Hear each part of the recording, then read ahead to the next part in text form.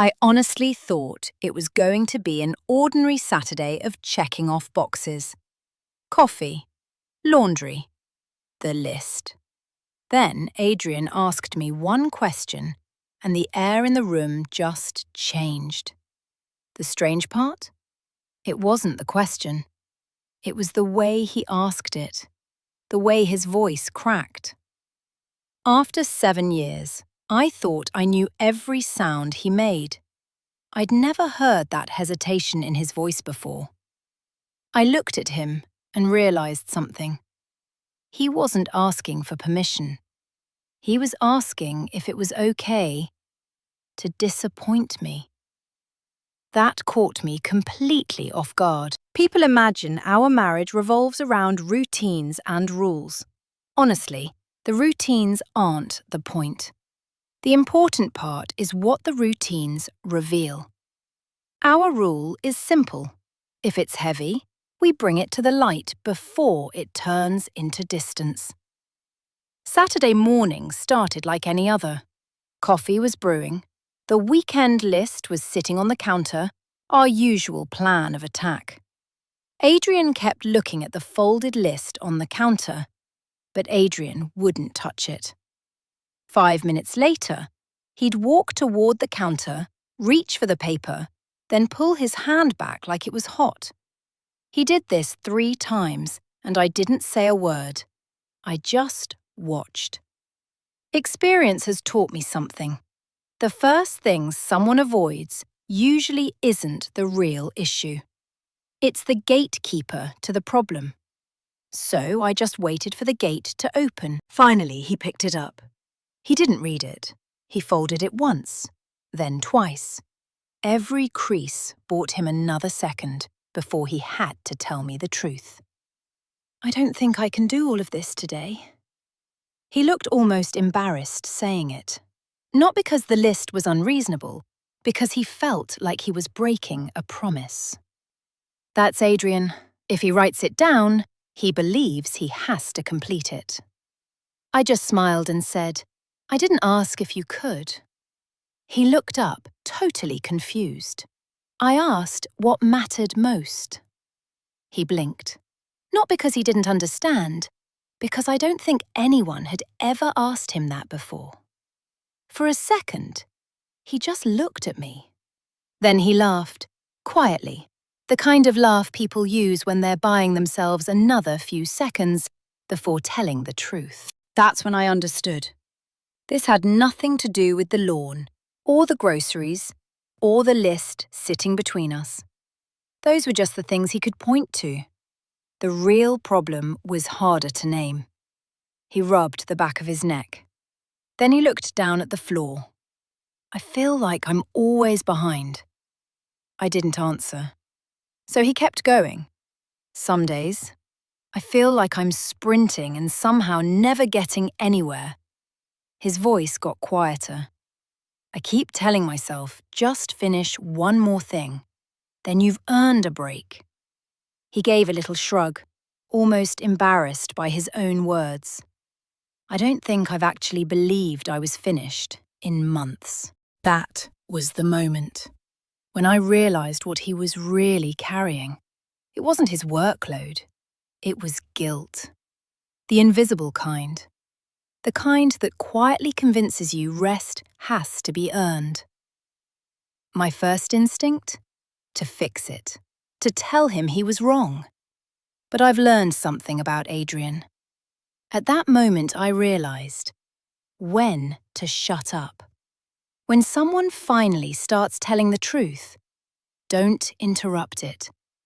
The first truth is usually sitting behind the second one. So I stayed quiet. And for once, silence did more than advice ever could.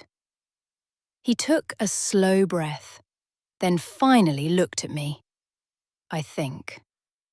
If I'm not productive, I'm not valuable to you. That sentence didn't just surprise me. It landed.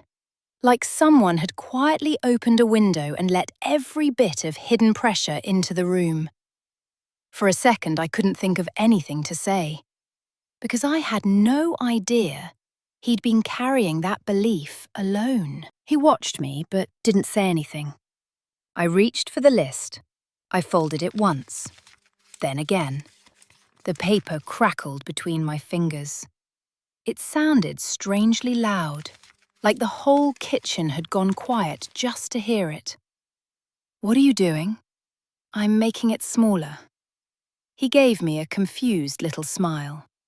"I'm serious." "I know."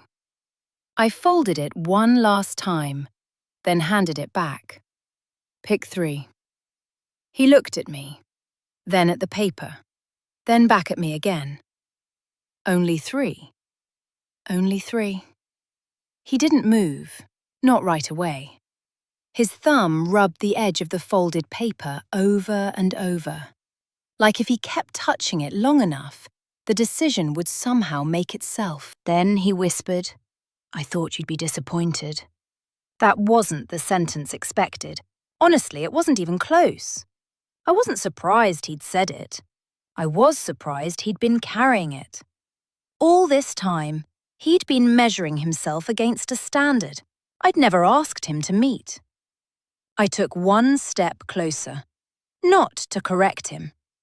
"Adrian, I've never counted your value by what gets crossed off a list." His eyes stayed on the paper. So I kept going. "I noticed something else." He finally looked up. "I notice whether you're still here, whether you're laughing, whether you're present." The room went quiet again. Different this time, not heavy, just honest. His shoulders sank. Not like someone giving up, like someone finally setting something down. I don't think he even realized he'd been holding his breath until he let it out. He looked at the list for a long time, long enough that I wondered if he'd change his mind. Then he uncapped the pen. He crossed off the biggest jobs first, the ones he'd been holding on to all morning. Not because they mattered most, because somewhere along the way, he'd convinced himself they were the ones that proved he was enough. When he finished, he stared at the paper, almost waiting to feel guilty.